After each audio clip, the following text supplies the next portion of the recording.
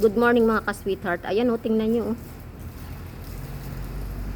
Grabe o, yung kinakain niya ng ibon. Ayan o. Matamis pala yan. Diba sabi pag kinakain ng ibon, pwedeng kainin ng tao. Yan. Irene. Ayan po si Irene. Paspas pag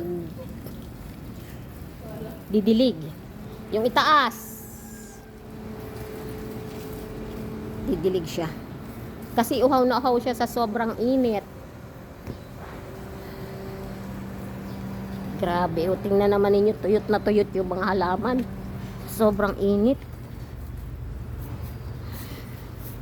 Alam nyo ka-sweetheart, yan maganda o.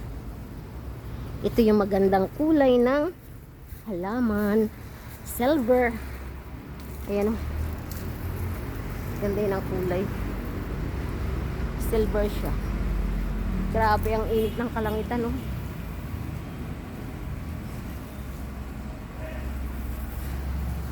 Kaso yung rose hindi siya nabubuhay.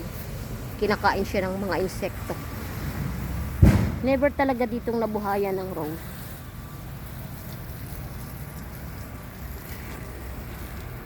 Yan o. Ang ganda ng taga-dilig. Yan tayo. Buhay na yung malunggay o.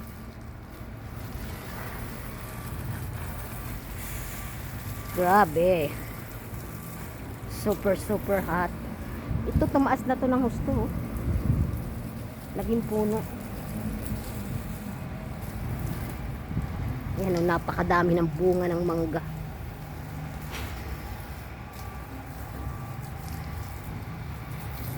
Ayan po mga ka-sweetheart. Nagdidilig si Irene.